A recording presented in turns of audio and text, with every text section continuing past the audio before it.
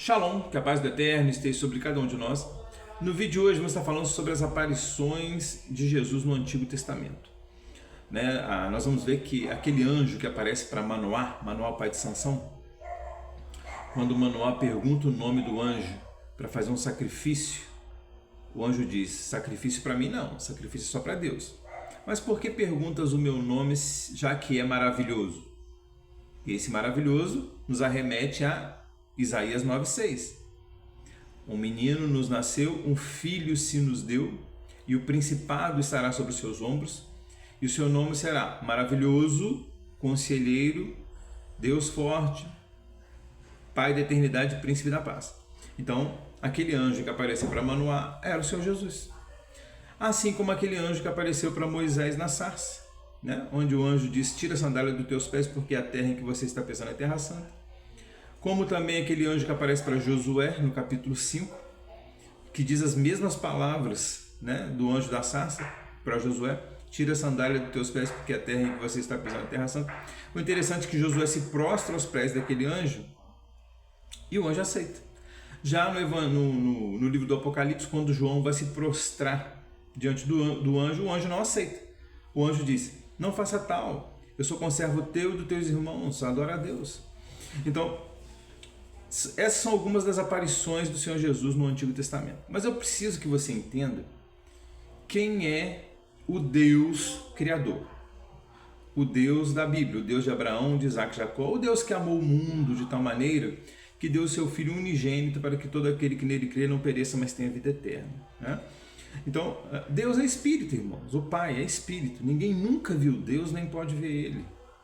Então, como pode Jesus ser o próprio Deus? Não faz sentido, porque Jesus apareceu tanto no Antigo Testamento quanto no Novo Testamento.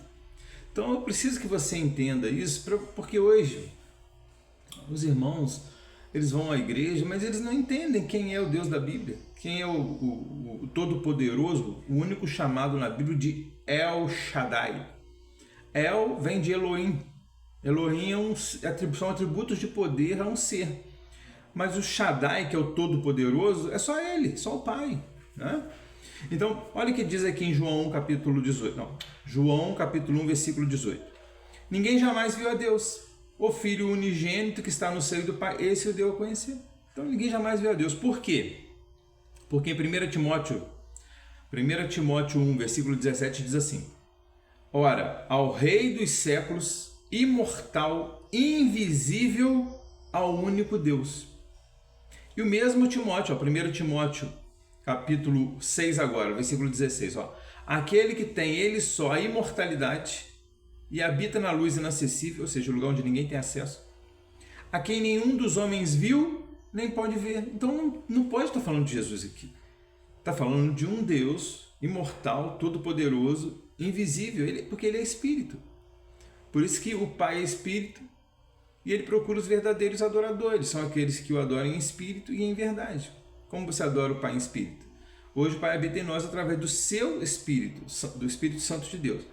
E você adora o Pai em espírito porque você está conectado com Ele, em espírito e em verdade. Em verdade porque Jesus é o caminho, a verdade e a vida, Ele é o verbo, a palavra. Quando você lê a Bíblia, obedece.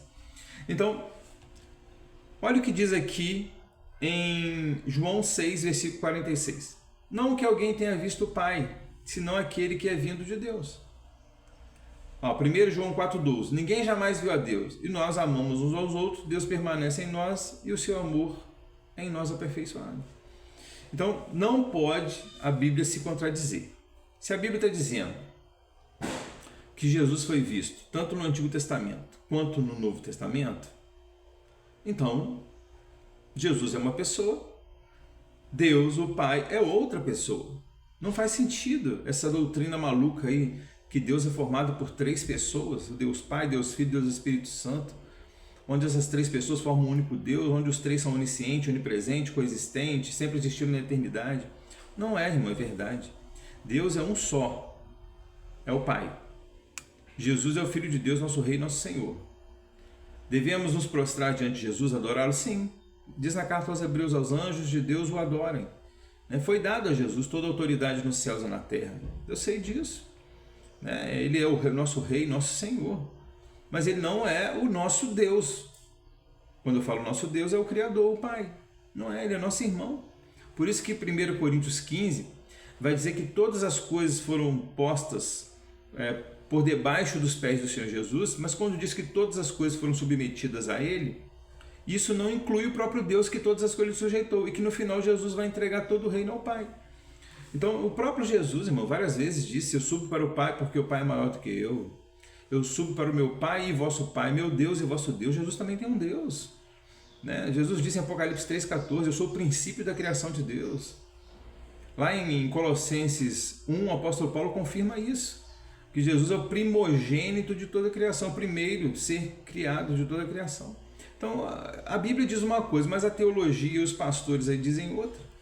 E Jesus disse, isso é muito sério, porque Jesus disse em João 17,3 que a vida eterna está em crer que o Pai é o único Deus verdadeiro e que Ele é o Cristo, o Messias, né? Então isso envolve vida eterna. E justamente o que diz em Marcos 12, do versículo 28 ao 34. Porque quando o escriba pergunta para Jesus qual o maior de todos os mandamentos, né, então Jesus responde algo o maior de todos os mandamentos, está lá em Deuteronômio 6,4, que diz: ouve Israel, Yahvé é o nosso Deus, Yahvé é um. Amarás Yahvé teu Deus de todo o teu coração, toda a tua alma, todo o teu entendimento. Quando Jesus responde isso, leia sua Bíblia, Marcos 12, versículo 28 a 34. Quando Jesus diz isso, o escriba diz: com verdade disseste, mas que ele é um e que não há outro além dele. Aí Jesus disse: você não está longe do reino de Deus. Mesma coisa de João 17,3, porque a vida eterna está em crer que o Pai é o único Deus verdadeiro.